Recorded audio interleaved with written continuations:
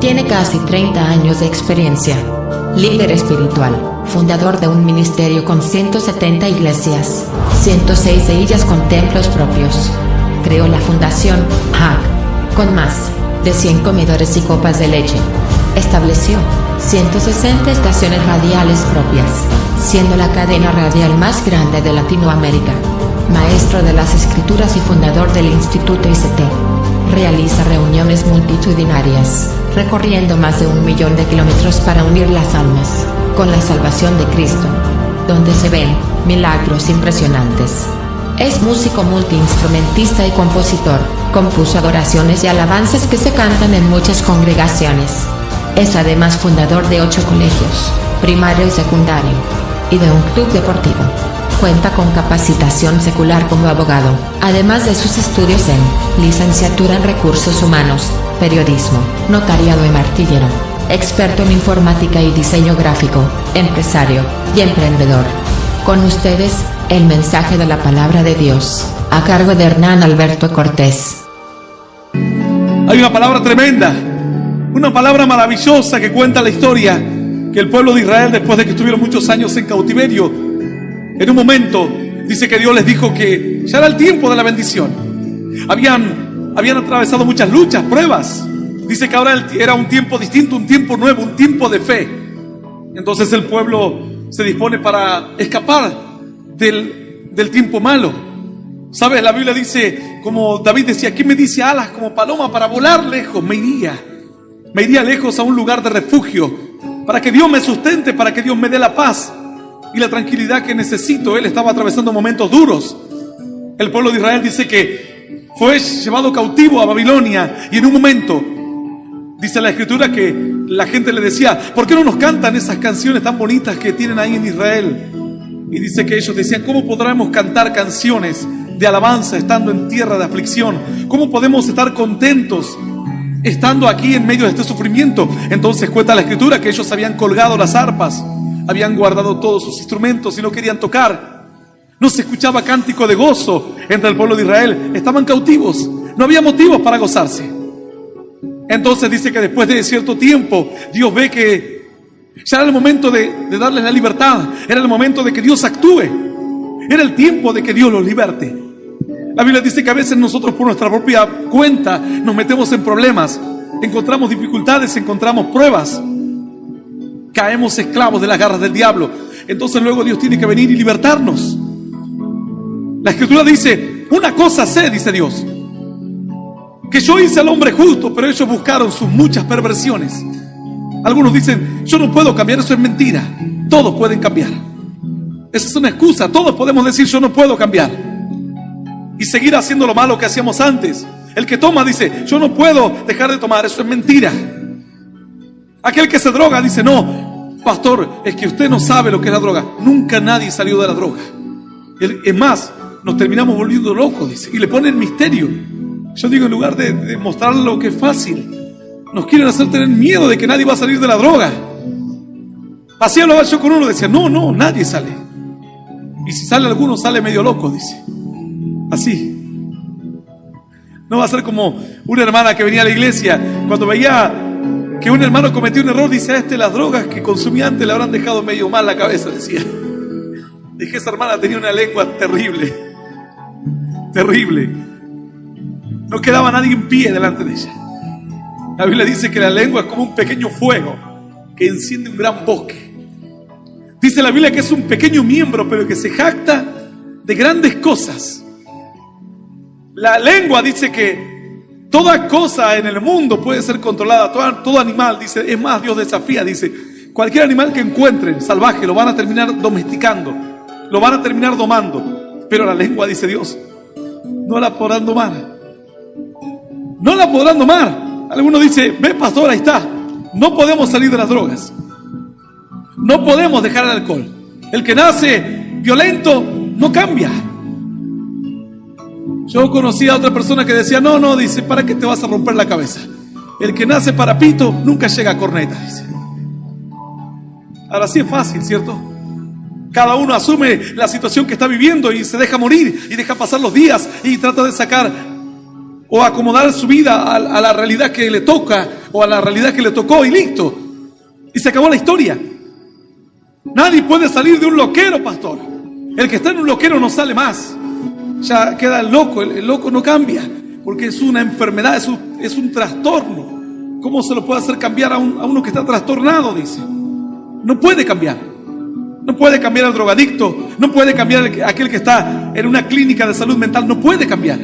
No puede cambiar aquel que consume drogas, el que consume cigarrillos, aquella persona que es una persona histérica, nerviosa, no puede cambiar, porque es su carácter, es parte de ella misma, no puede cambiar. Y eso es lo que nos dicen. Y dice, y es más, el ejemplo que usted puso, pastor, ahí está, el que tiene la lengua así larga no va a cambiar más, pastor. Pero le podemos cortar un poquito. Pero la Biblia dice otra cosa. El pueblo de Israel habían colgado las arpas y dijeron, aquí ya está todo dicho. Pero Dios dijo, yo los voy a ayudar. Por sus propias fuerzas no pueden. Claro que es difícil salir de las drogas. Claro que es difícil. Alguno dirá, pastor, y el que es homosexual, ahí está. ¿Y ese qué me dice? Claro que también es difícil. Para aquel que está en homosexualismo, en lesbianismo, es dificilísimo. Pero no imposible. Alguno dirá, pastor, yo diría que es imposible. Bueno, puede ser imposible para los hombres, pero la Biblia dice que lo imposible para los hombres, posible es para el Señor. ¡Aleluya!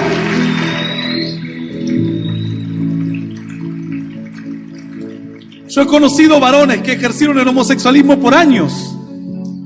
Después se casaron, tuvieron hijos, cambiaron sus vidas. Y si hoy uno los ve, no lo puede creer. No puede creer que hayan salido del homosexualismo. Algo tremendo. Pero el diablo te está diciendo en tu mente que no se puede.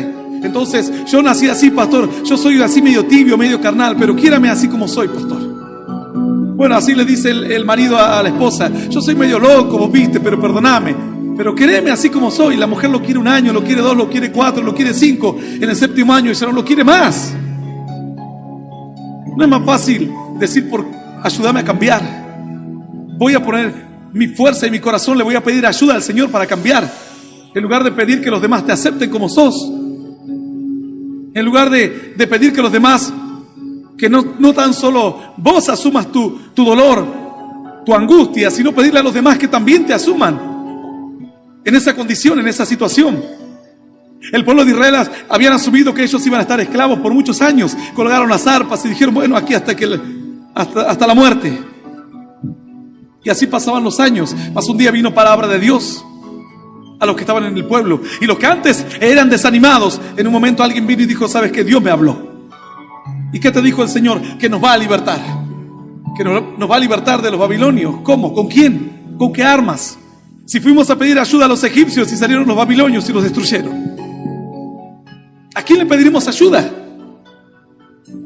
Pero Dios dijo, sin armas, yo los voy a libertar. Y el pueblo que estaba afligido comenzó a tener esperanza. No una esperanza de que ellos por su propio medio podían cambiar, sino una esperanza de que Dios tenía el poder para cambiar las circunstancias. A pesar de que estaban esclavos en la superpotencia que era Babilonia en aquellos días. Nadie podía escapar. Nadie podía huir de su mano. Es como pedir que alguien le haga frente a los Estados Unidos en estos días. Nadie. Es imposible.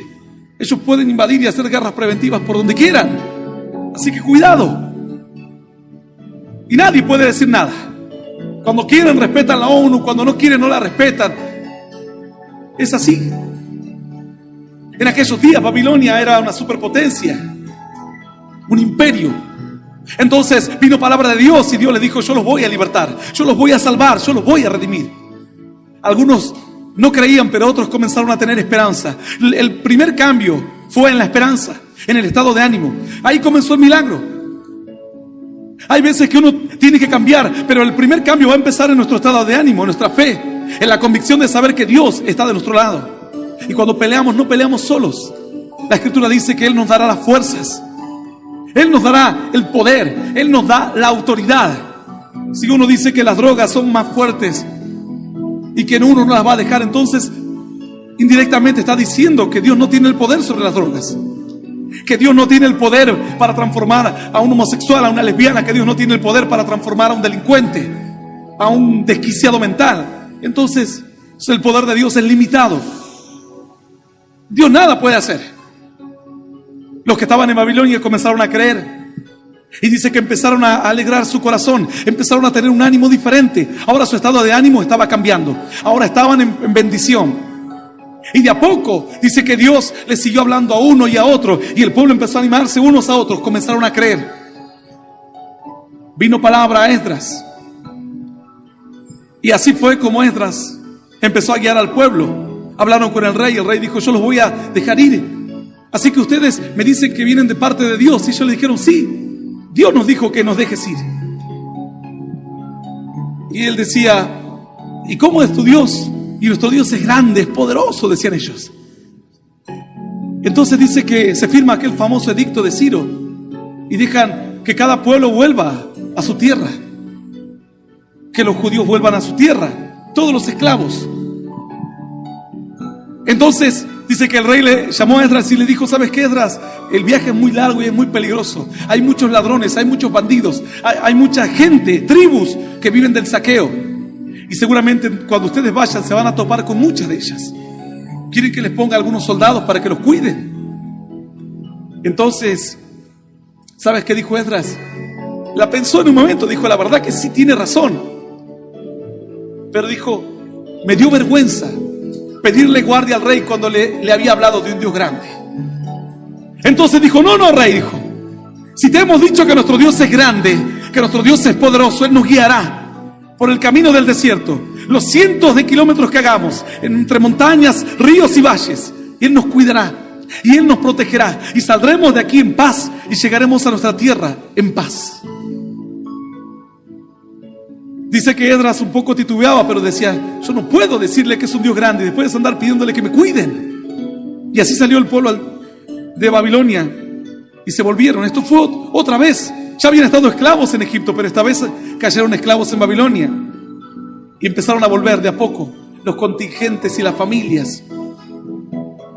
La Biblia dice que cuando llegan a Jerusalén comienzan a reconstruir, porque la ciudad había sido totalmente destruida, completamente destruida. Y terminaron el templo. No tenían dinero, no tenían grandes recursos, apenas algún poco de ayuda. Terminan el templo, la gente lloraba cuando el templo se había levantado. Algunos que habían visto la destrucción y ahora veían el templo levantado, dice que no contenían las lágrimas al ver que Dios había cumplido su palabra, que Dios era un Dios grande. Pero la historia no termina ahí. Ahí comienza la historia.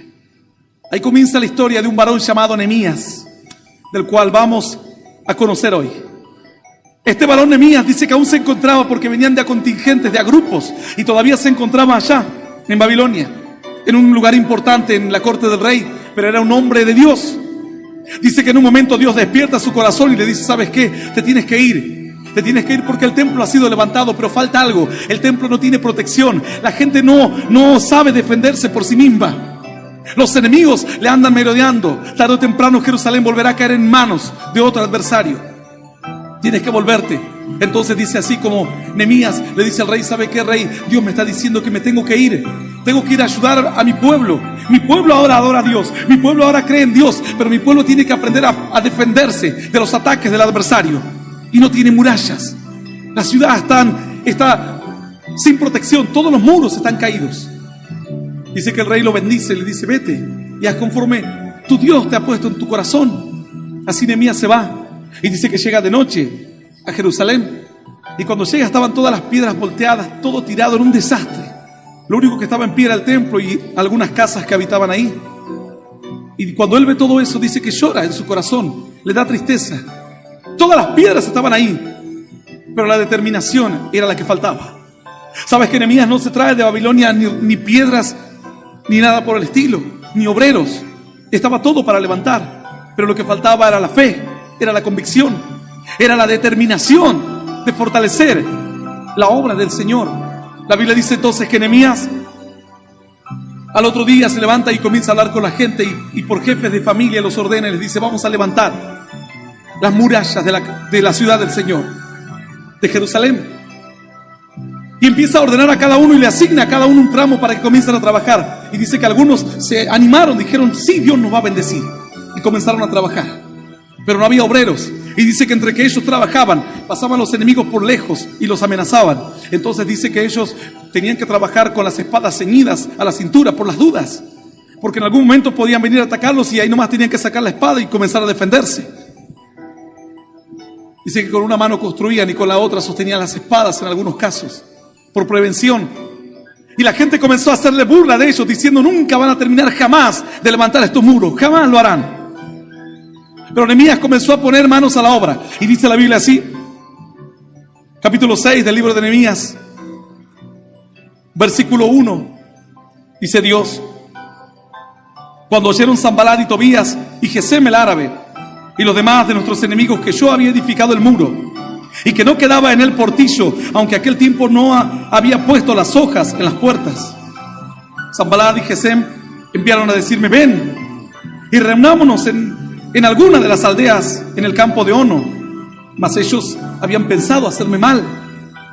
Y les envié mensajeros diciendo: yo hago una gran obra y no puedo ir porque cesaría la obra, dejándola yo para ir a vosotros. Y enviaron a mí con el mismo asunto hasta 4 veces. Y yo les respondí de la misma manera. Entonces Sanbalat envió a mí a su criado para decir lo mismo por 5ª vez, con una carta abierta en su mano, en la cual había escrito: se ha oído entre las naciones, y Gazmú lo dice, que tú y los judíos pensáis rebelaros, y que por eso edificáis el muro, con la mira, según estas palabras, de ser tú su rey, y que has puesto profetas que proclamen acerca de ti en Jerusalén, diciendo: hay rey en Judá, y ahora serán oídas del rey las tales palabras. Ven por tanto y consultemos juntos. Entonces envié yo a decirle: no hay tal cosa como dices, sino que de tu corazón tú lo inventas. Porque todos ellos nos amedrentaban diciendo: se debilitarán las manos de ellos en la obra y no será terminada. Ahora pues, oh Dios, fortalece tú mis manos. Vine luego a casa de Semaías, hijo de Delaya, hijo de Meatabel, porque él estaba encerrado, el cual me dijo: reunámonos en la casa de Dios dentro del templo y cerremos las puertas del templo, porque vienen para matarte. Sí, esta noche vendrán a matarte. Entonces dije: un hombre como yo ha de huir. ¿Y quién que fuera como yo entraría al templo para salvarse la vida? No entraré. Esta es palabra viva y poderosa de parte de Dios, y a la palabra de Dios la vamos a recibir con un aplauso. Glorioso, glorioso y más glorioso, que suba hasta los cielos de los cielos. Aleluya. Tu alabanza, digno es Él. Una palabra tremenda. Dice la Biblia entonces que Nehemías finalmente había levantado todo. Después de muchos meses de trabajo, todo estaba levantado. Y entre que al principio la gente se burlaba de él cuando veían apenas el muro, que había 2 o 3 piedras de altura, se reían. Pero cuando ya vieron que todo estaba levantado, excepto, dice que solo faltaba poner las puertas, entonces dice que estos 3, Sanbalat, Tobías y Gesem el árabe, se levantaron con ira. Dijeron: vamos a decirle al rey de Babilonia que planea en rebelarse, planea en él nombrarse como un rey. ¿Y sabes qué le dicen a Nehemías? Le dicen: ven, juntémonos en una de las aldeas en el campo de Ono, vamos a charlar ahí, tenemos un asunto por ahí. Él dijo: no porque yo construyo una gran obra. ¿Sabes que una de las artimañas de Satanás es el diablo? Es que no hagas la tarea y no encares la tarea que tienes que encarar, que no tomes la responsabilidad de dar los pasos que debes dar. Dios quiere dar un milagro. Dios mueve su mano con poder. El hecho de que estés escuchando hoy este mensaje es parte de la bendición de Dios. Pero luego falta la determinación nuestra. Dios los libertó de la tierra de Babilonia, pero ellos comenzaron a levantar el templo. Y luego deberían haber levantado las murallas, mas no tenían esa determinación. Hizo falta que venga Nehemías. Nehemías no trajo nada especial. Nehemías trajo la fe, la convicción de saber que si él da un paso, el Señor te ayuda a dar otro paso más. De saber de que si tú te animas a levantarte en fe, el Señor te respalda. La Biblia dice: impondrán las manos sobre los enfermos y sanarán. Y no van a sanar si no le oras nunca. Dios no va a hacer un milagro si no le pides. Probadme, dice Dios, en esto. Están pobres, dice el Señor. Pruébenme. Probadme en esto. Traed vuestras ofrendas, traed vuestros diezmos al alfolí, dice Dios. ¿Cómo Dios le pide a los pobres que traigan ofrendas y diezmos? Y el pobre dirá, pero si yo quiero que Dios me prospere. Pero Dios dice, pero tienes que actuar en fe.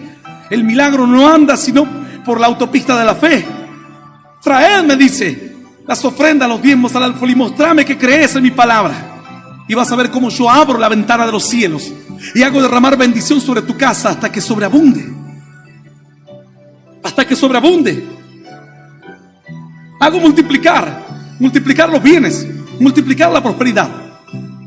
El pueblo había visto parte del milagro de Dios, pero le faltaba dar el segundo paso. Habían levantado el templo, pero sabes que a veces recibes a Cristo en tu corazón, conoces la bendición de Dios, pero luego no hay murallas y el diablo entra y sale como Pancho por su casa, como decimos, como él quiere. Viene a tu mente, te tira cualquier cosa y ya tu lengua comienza a andar como automática, lengua automática. Escuchas algo y ya la lengua reacciona, anda sola. Es porque no hay murallas. Las murallas eran para contener los ataques del adversario. Entonces, para llegar al templo, que era el lugar más importante en aquellos días de la ciudad, los enemigos tenían que primero tratar de destruir las murallas, para luego atacar el templo y robar los tesoros. Porque en los templos se encontraban los grandes tesoros de las civilizaciones antiguas. En los templos de los egipcios estaban las ofrendas, oro, plata.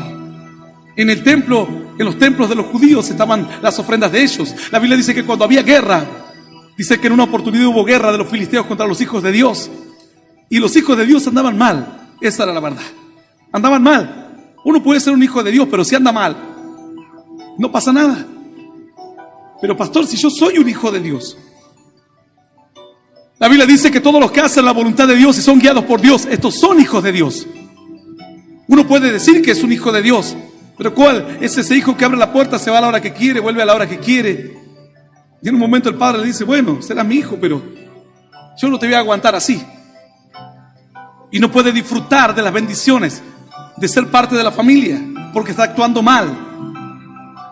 ¿Sabes qué? Dice que en un momento los filisteos comienzan a atacar a los hijos de Israel.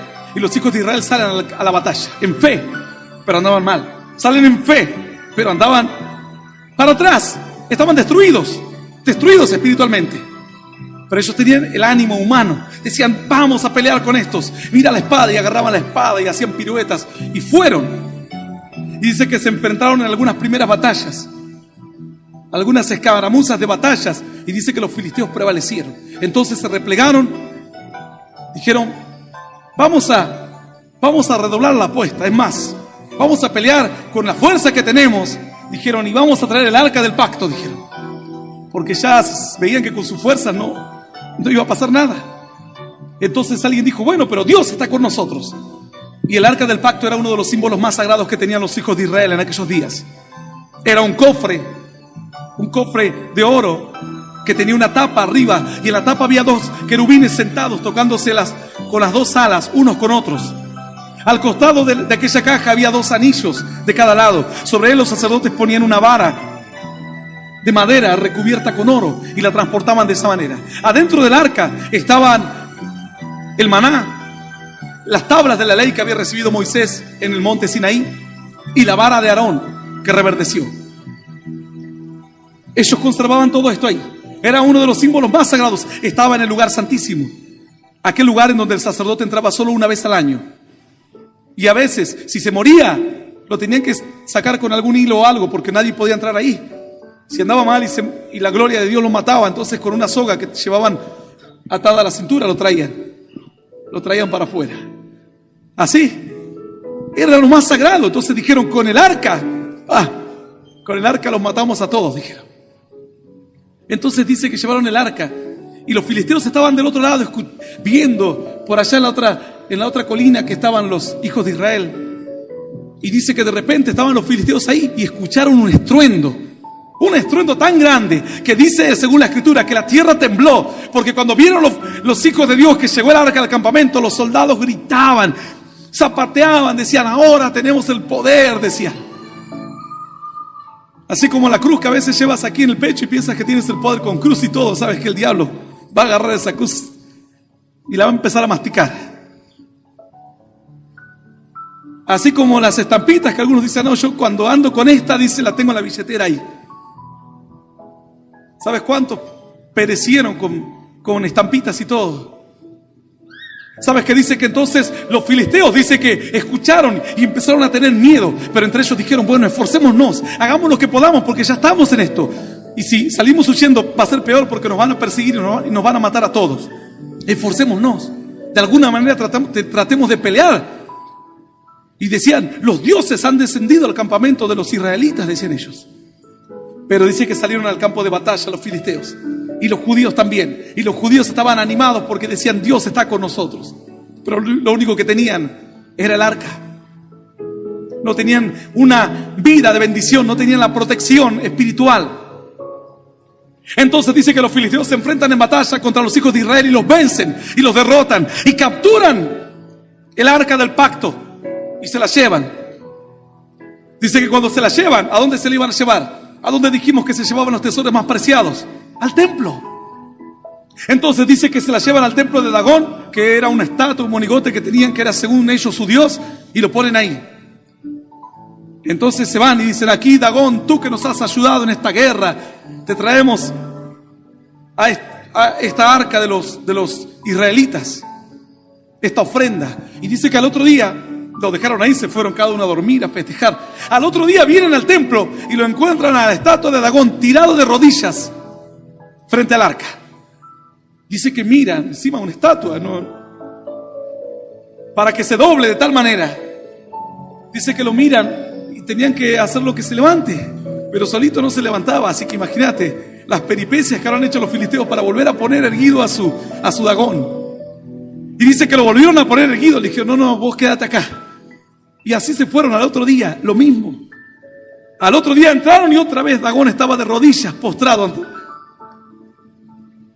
Entonces dice que ellos dijeron, no, acá pasa algo raro. Así era como en la antigüedad de los templos se llevaban las ofrendas. Así era como en los templos estaba lo más precioso. Luego la historia continúa en los filisteos. Dice que se llevan el arca de una ciudad a otra porque tienen miedo, porque dicen, el Dios de esta arca es muy poderoso. Y dice que comienzan a aparecer plagas en medio de los filisteos, de los pueblos. Y donde el arca iba, aparecían tumores, plagas. Finalmente toman consejo y dicen, no, ¿saben qué? Este Dios tiene mucho poder, dijeron. Vamos a devolver el arca a este. Así que pusieron sobre un carro nuevo, pusieron el arca.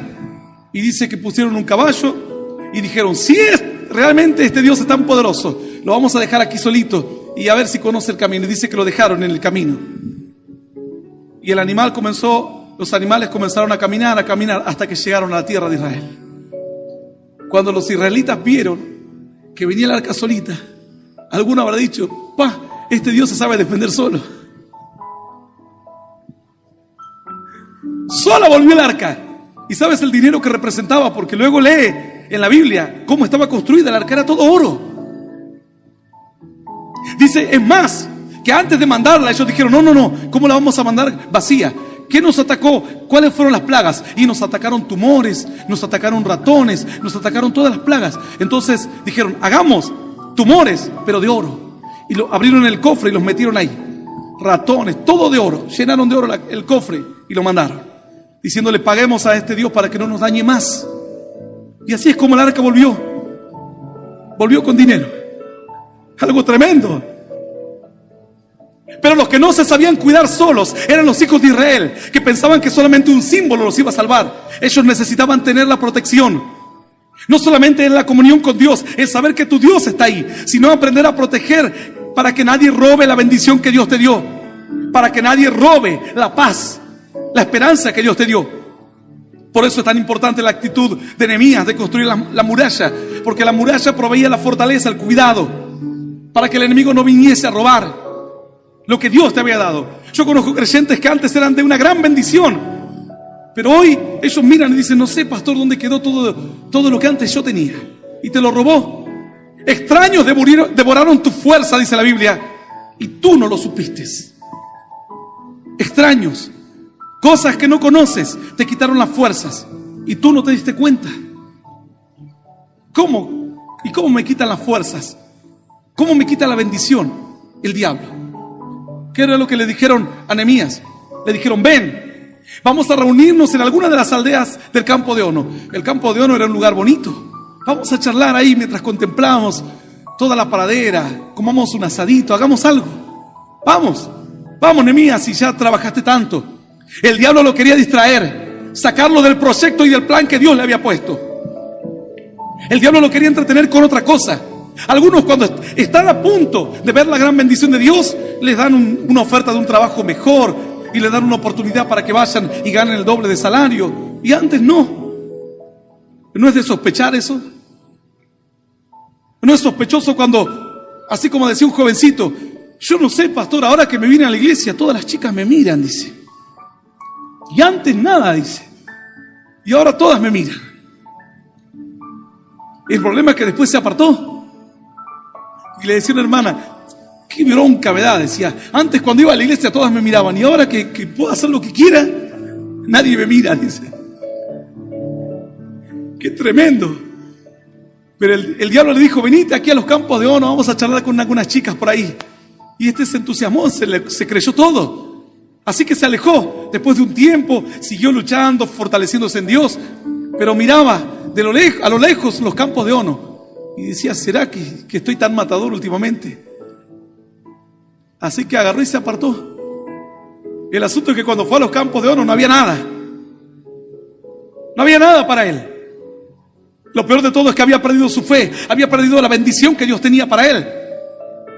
La Biblia dice entonces que estos le dijeron: vamos a una de las aldeas del campo de Ono, vamos a charlar, vamos a hablar, vamos a comer, vamos a festejar, vamos a alejarnos un poco del trabajo, vamos a distraernos un poco. Yo ahora a veces veo que hay tanta distracción para los creyentes que a veces el plan de Dios queda a un lado. Hay tanto entretenimiento. Yo pensaba, mientras mi hijo estaba mirando un video de un recital cristiano, yo miraba y decía: pensar que cuando a mí me predicaron de Dios, ser un cristiano era ser un bicho de otro planeta. No había nadie, ningún cristiano. En la iglesia apenas éramos un puñado. Y si yo le contaba a alguno de mis amigos que era cristiano, ni siquiera sabía lo que era. No había recitales, no había música, no había absolutamente nada. No había el cassette cristiano que vas y te compras una película cristiana y tienes el entretenimiento cristiano, todo. El mundo cristiano, que le llamo yo. El mundo cristiano. Que tienes que mirar y ver bien a dónde empieza lo cristiano y dónde empieza el campo de Ono. Porque la verdad es que últimamente no sabes. Entre toda la oferta que hay de distracción y de esparcimiento cristiano, no sabes cuál es lo que te va a edificar y cuál es el campo de Ono que te va a alejar del plan de Dios, que te va a distraer. El diablo te va a poner cualquier distracción, cualquier cosa para hacer. Pero sin embargo Nehemías dijo: no, porque yo construyo una gran obra. No importa lo que me digan. Se burlaban primero de él, se reían, y cuando vieron que las murallas se levantaron, dice que dijeron: de alguna manera lo tenemos que parar Solo faltaban las puertas, y luego con las puertas puestas nadie iba a entrar sin una autorización. Nadie iba a poder entrar y salir así nomás cuando quisiese. Había tiempo para entrar, había guardias en las puertas y había un horario en que las puertas de las ciudades amuralladas se cerraban. Llegaba a cierta hora y el que entró y el que no se quedó fuera. Sin embargo, Nehemías dijo: yo construyo una gran obra. Ustedes digan lo que quieran. Primero se burlaron de él, primero se reían. ¿Sabes qué? Cuando yo empiezo a predicar la palabra, le empiezo a predicar a algunos amigos que tenía y a compartir con algunos parientes que no sabían bien de Dios. Entonces yo le comparto la palabra, lo que Dios me había enseñado, y comenzaron a entusiasmarse, sabiendo que Dios era un Dios vivo, que Dios podía hacer milagros, que Dios podía tocar los corazones de los hombres. Así que nos ponemos a cantar en mi casa, a juntarnos. Y entre ellos venían algunos amigos míos y por ahí algunos amigos de mi hermano o conocidos que él tenía. Y un joven un día venía, entraba y estaba ahí atrás. Y nosotros dijimos: bueno, si vamos a compartir una palabra, tenemos que poner un púlpito o algo. Entonces mi papá agarró un parlante viejo que tenía por ahí atrás y le metió una madera así y dijo: bueno, acá para que apoyen la Biblia, dijo él. Terminamos de cantar, de compartir. Y bueno, dice: bueno, vamos a leer la Biblia. Dije yo: puse la Biblia ahí y justo vino un joven, estaba atrás. Eran como 2 o 3 que vinieron juntos. Pero uno de ellos tenía rulos, todo el pelo largo, y se reía. Todo, yo digo, ¿qué vino? ¿Quién es este Zambalat? Se reía y yo lo miraba, digo. Pero dije, bueno, Señor, yo le comparto la palabra. Y no aguantaba, se ve que el diablo le estaba ministrando, no aguantaba la risa. Parecía que lo estuviese contando un chiste. Cuando salió para afuera, ¡pah! Ja, ja, ja, se reía con los amigos. Y dice, ¿qué le pasó a este Ruli? Dice, se volvió loco, dice, agarró, puso un cajón de manzana ahí y se puso una iglesia en su casa, decía. Se mataba de la risa, le andaba contando a todos los amigos. Yo estaba trabajando para Dios. A mí no me importaba si era un parlante viejo el que teníamos o qué. Pero no me iba a distraer por lo que dijesen otros. Yo dije, Señor, tengo que ser un canal de bendición si tú me llamaste. Voy a hacer tu voluntad. Y comencé a trabajar. ¿Sabes que este joven que se mataba de la risa y que se reía tiene una de las iglesias más grandes de nuestro ministerio en estos días? Y está construyendo una de las iglesias más grandes de su provincia en estos días. Al igual que Nehemías. ¡Aleluya! ¡Aleluya! ¡Y aleluya! ¡Santo es Dios!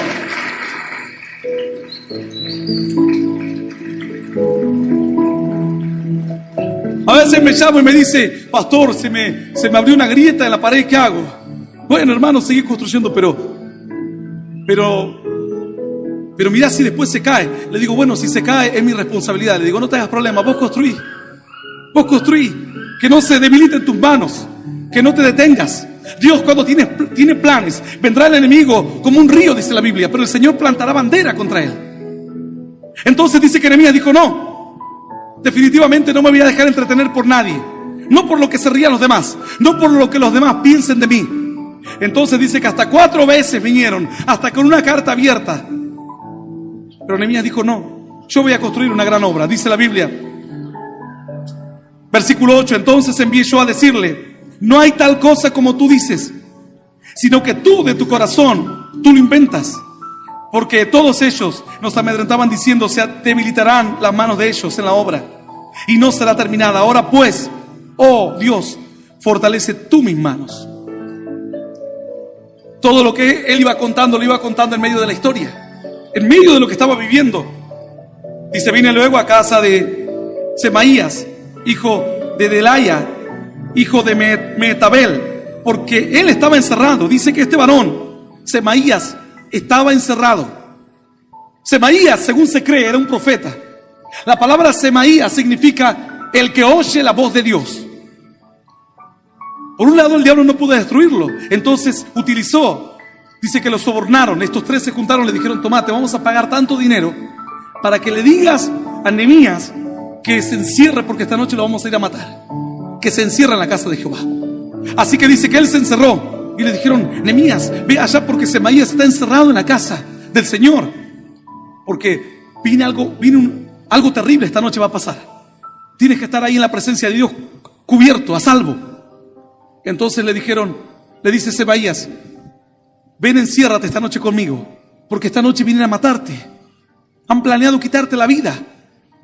Y Nehemías por poco duda. Un profeta le estaba hablando. Una persona cuyo nombre significaba el que oye la voz de Dios.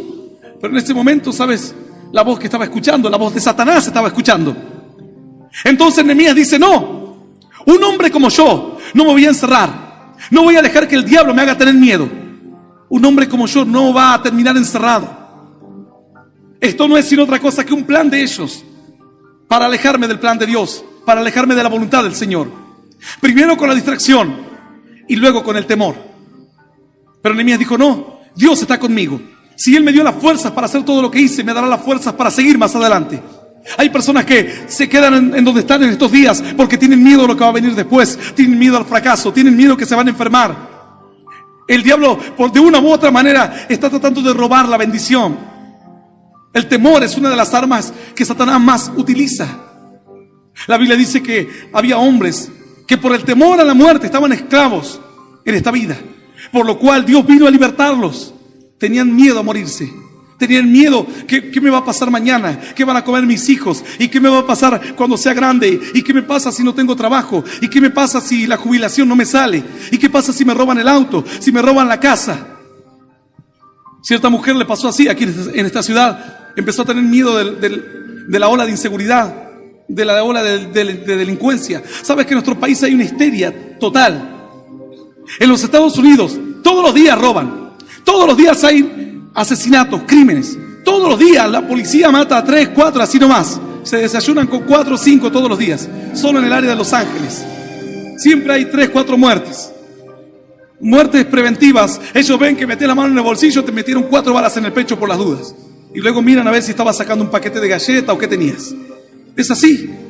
Tal cual como los ves en las películas. Así es. Y aún peor todavía. Pero aquí pasa un accidente en algún lado, ya dicen, todos los argentinos manejamos mal. Un niño lleva un cuchillo a la escuela, dicen, hay una crisis escolar. Nosotros somos especialistas para crear ese pánico colectivo. Hace unos días hablaban del desabastecimiento. Nosotros decíamos, hermanos, si pasa una semana con que no hay mucha comida, mejor. Así adelgazamos un poquito. ¿Qué tanto abastecimiento? ¿Qué tanta crisis? Esos piensan que nos van a manejar como si fuésemos tontos, que escriben una noticia y que vamos a salir corriendo como tontos por la noticia que escuchamos. Así pasó en la década, creo que de los 60, en Estados Unidos, cuando cierta personaje empezó a hacer un programa de radio que hablaba de la invasión de los extraterrestres. Y la gente se lo creyó tanto que empezó a haber una crisis colectiva. Ya la gente empezó a llamar, decía, acabo de ver un marciano en mi casa, decía. Nos están atacando. Hubo hasta suicidios. Puedes leerlo en la historia. Algo terrible. Eso es lo primero que nos enseñaron cuando yo estudiaba comunicación social. Lo primero que nos enseñaban acerca del poder que tiene la comunicación. Que la gente a veces se cree todo. Todo lo que le dicen. Y después, tarde o temprano, uno queda esclavo del temor. Temor a que te roben, temor a que te asalten, temor al fracaso, temor a que choques tu vehículo, temor a que la aseguradora no te va a pagar. Y es verdad, no te lo van a pagar nunca. Vas a tener que caminar y caminar y caminar y uno paga el seguro y luego tienes un accidente y no le sacas un centavo a la aseguradora. Están hechos con ese objetivo, para ganar dinero, no para protegerte. En los Estados Unidos hay crímenes todos los días. Todos los días hay robo a mano armada, todos los días. En la puerta de mi casa, en la ventana de mi casa, porque nosotros teníamos un driveway que le llaman, que llevaba a unos departamentos que había atrás de nuestra casa, a los tiros. Los chicos se tiraban al piso cuando escuchaban, yo les decía, cuando escuchen disparos, tírense al piso, porque las casas en aquella área son todas casas de material ligero, la mayoría, las mansiones y todo lo que hay, es todo material ligero. Es todo un espejismo tremendo. Yo les comentaba a los hermanos que a raíz del trabajo que yo hacía, que trabajábamos en la construcción, nos metíamos a las mansiones de los famosos, donde no entraba nadie, solo entrábamos con un pase que nos daban porque éramos como subcontratistas, así que entrábamos ahí. Y todo es material ligero. Las mansiones, todo lo que ves que valen millones, claro, valen millones, pero es todo material ligero. Así que un disparo entra por una pared, sale por la otra, y hasta atraviesa las 5 o 6 habitaciones sin parar. Todas paredes secas, material ligero. Un día como a las 7 de la tarde se escuchaba en el pasillo, pam, pam, pam, pam, y el otro, plam, plam, plam, le contestaba. Y los nenes tirados en el piso.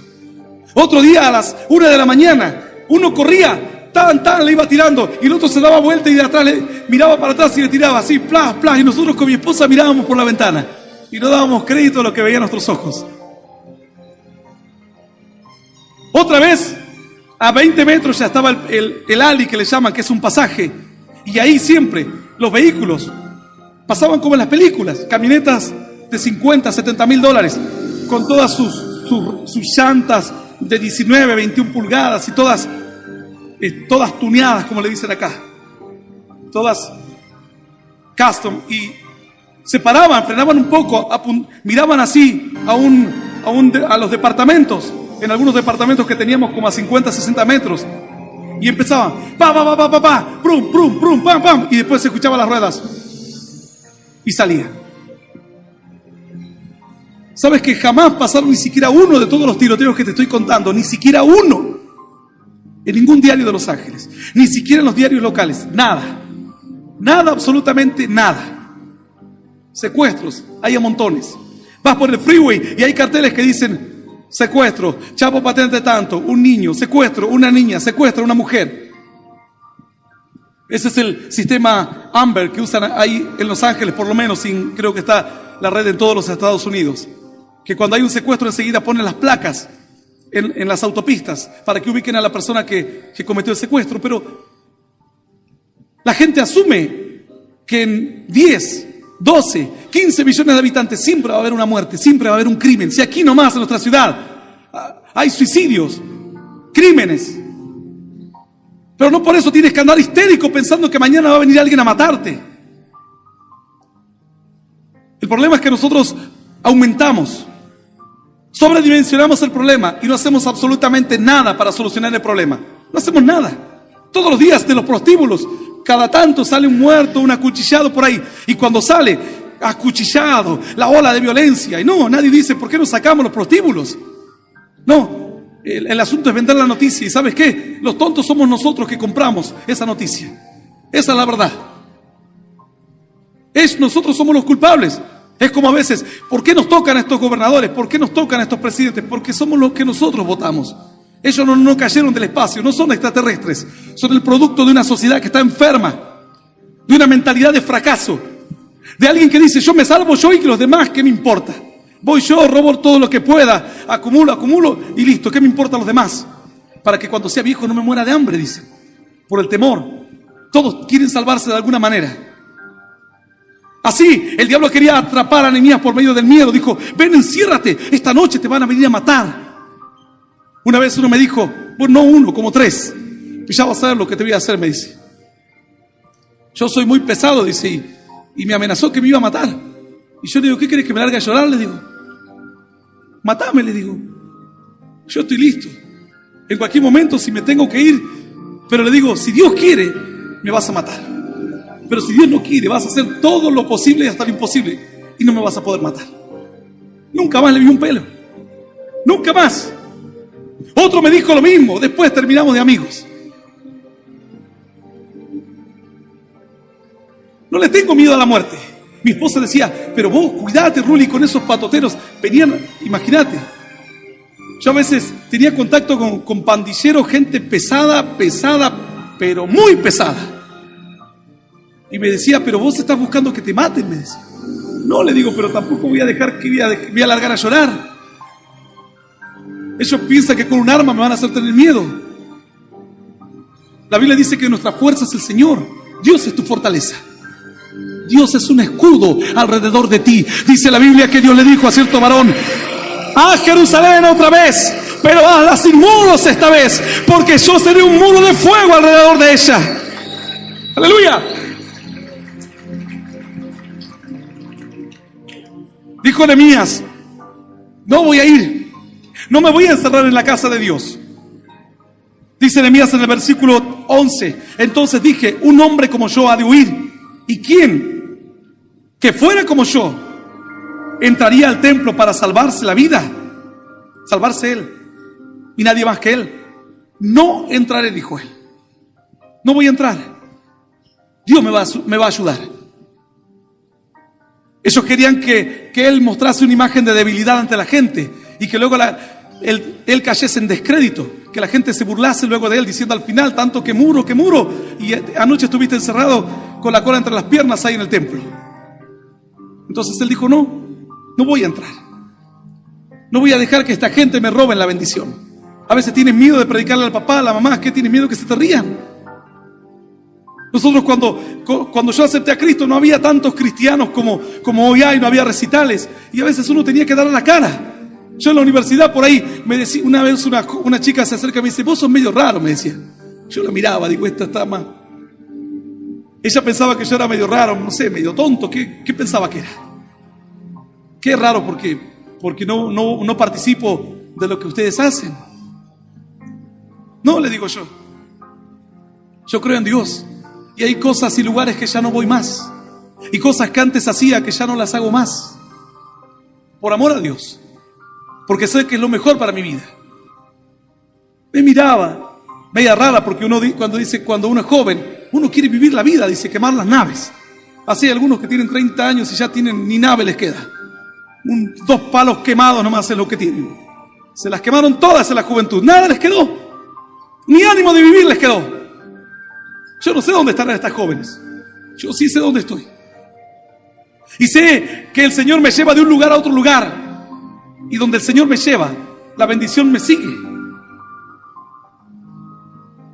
¿Sabes qué? Dios le habló a cierto varón y le dijo: yo te voy a sacar y te voy a llevar a tierra de bendición. Este varón dijo: Señor, llévame a donde tú quieras, pero si tu presencia va conmigo, yo voy a ir. Mas si tu presencia no va conmigo, no me voy a mover a ninguna parte. El Señor le dijo: no, mi presencia irá contigo y te daré descanso. ¡Aleluya! ¡Aleluya! ¡Y aleluya! ¡Santo es Dios! Yo te invito a que te pongas de pie hoy. ¿Sabes que nuestro país necesita que nosotros tengamos una mentalidad distinta? Que entendamos que en la vida va a haber problemas siempre, y el asunto no es andar gritando porque hay un problema. El asunto es ver cómo hacemos para solucionarlo, qué podemos aportar de nuestro lugar. No dejarnos atrapar por el miedo. Esta mujer que te contaba, que empezó a escuchar tantas noticias de miedo, empezó a poner rejas en su casa, aquí en esta ciudad, que es una de las penúltimas ciudades del fin del mundo, una de las últimas 3 ciudades del fin del mundo. Aquí, donde a veces los ladrones roban un auto y tienen, para salir de la ciudad, de la provincia, tienen que hacer 8 horas de viaje para salir. ¿A dónde van a llevar un vehículo que roben aquí? A veces la policía, cuando roban, dice: lo van a dejar tirado por ahí, dice. Tranquilo, ellos después lo encuentran tirado por ahí al vehículo. A veces lo chocan, los jóvenes lo agarran para dar unas vueltas. Esta mujer empezó a encerrar su casa con rejas. Después, ya no contenta con las rejas, tenía miedo que alguien la esté vigilando. Entonces empezó a poner cortinas oscuras. Después ya no abría la puerta de su casa. ¿Sabes qué? Finalmente esta mujer terminó quedando como loca. Los hijos, los nietos decían: no podemos entrar a esta casa, porque ella tiene miedo a todo. Tiene miedo cuando vamos nosotros, nos pregunta quiénes somos. Ya hasta empezó a desconocer a su familia. Algo tremendo. Algunas personas no llegaron a este extremo de ser dañadas en su mente, pero sí en la preocupación de su corazón. Preocupación a qué te pasará mañana. Si me muero, dice, tengo que pagar el panteón. Dice: pero ¿para qué vas a pagar el panteón? Decirle que te quemen y te tiren por ahí, que le hagas un bien a la naturaleza, que aunque sea sirva para abono de las plantas, tu carne quemada. ¿Para qué vas a pagar un panteón, hermano? Con esa plata, ¿sabes cuántos niños podés darle una copa de leche? Dice: no, porque se me pasó la cuota del panteón, dice. Yo le digo a mi esposa: el día que me muera, quémenme por ahí y tírenle el agua, en el mar, donde quieran. Pero yo no quiero que nadie diga: ahí está el pastor Cortés, mirá, acá está la tumba del pastor Cortés. Yo no quiero que busquen entre los muertos a aquel que va a estar vivo. Y si vos sos un hijo de Dios, también vas a estar vivo. Y la muerte será solamente un paso duro, difícil, pero pasarás de vida a la otra vida. Y aquel que vive y cree en mí, dijo el Señor, no morirá jamás. Y por todo están preocupados. Hay algunos que le dejan la lista a la esposa: mira, cuando me muera, poneme el traje, el marrón, porque el negro no es muy triste, dice. Y la corbata al tono. Y ahí vos lo ves, algunos hasta se entierran con celular, por decir: si por las dudas me despierto, dice. De verdad. Qué problema cuando empieza a sonar el celular a las 5 de la mañana. Algo tremendo. Pero hay gente que tiene temores de todo tipo. Esos que hacen poner timbres en los cajones porque tienen miedo que les agarre un estado de catalepsia y que parezca que están muertos, pero que están vivos. Y dice: imagínate, me despierto y estoy con 3 metros bajo tierra. Entonces empezó a tocar el timbre, dice. Es de verdad. Parece un chiste, pero es la realidad. Algo tremendo. La Biblia dice que Dios te recibirá con sus ángeles en gloria del otro lado. Que muere el impío y no pasa nada. Pero cuando muere el justo, dice que aún la gente lo ignora, pero no saben los demás que de en medio de la aflicción es quitado para llevarlo a la gloria de Dios. Para algunos escuchan esto cuando se muere y alguien trata de disfrazar mintiendo que era buenito. Eso es mentira. Esta es la verdad. El que cree en mí, dijo el Señor, no morirá jamás. Yo quiero hacer una oración por aquellas personas que nunca aceptaron a Cristo y hoy desean hacerlo. Aquellos que antes tenían miedo que se iban a morir, que les iba a agarrar una enfermedad, que les iba a agarrar una peste, que iban a chocar el auto, que les van a rayar su vehículo, que el hijo va a andar mal. ¿Por qué no pones tu vida en las manos del Señor? ¿Por qué no pones tu casa en las manos del Señor? Pero luego no te sientes en tu casa a esperar. Empieza a construir muros, defensa, para que no venga el diablo cada día y te distraiga con algo. Vamos a ver lo que hay en los campos de horno. Vamos a hacer tal cosa. Vamos, no vayas a la iglesia porque hoy hay un asado en tal lugar. Un varón vino hace unos días, me decía, pastor, hoy me invitaron para un asado de mi cuñado, me invitaron para un bautismo de tal otro y para no sé qué. 3 asados. Pero dice, pastor, yo tengo necesidad en mi corazón, mi casa se está desmoronando, yo necesito a Jesús en mi vida. ¡Aleluya! Esa es la buena decisión. Esa es la decisión sabia. ¡Claro que sí! Todos aquellos que nunca aceptaron a Jesús en su corazón, yo les voy a invitar a que cierren sus ojos. Si deseas hacerlo, repite esta oración después de mí que dice, Señor Jesús, en este día, quiero recibirte en mi corazón, como mi único Dios y Salvador de mi vida. Te pido perdón, Señor, por todos mis pecados y por mis errores. Quiero que me ayudes a conocerte, a seguirte y a serte fiel. Señor, yo te doy gracias por morir por mí en la cruz, por darme vida eterna y por hacerme un hijo tuyo. En el nombre del Padre, del Hijo y del Espíritu Santo de Dios. Amén. Amén y amén.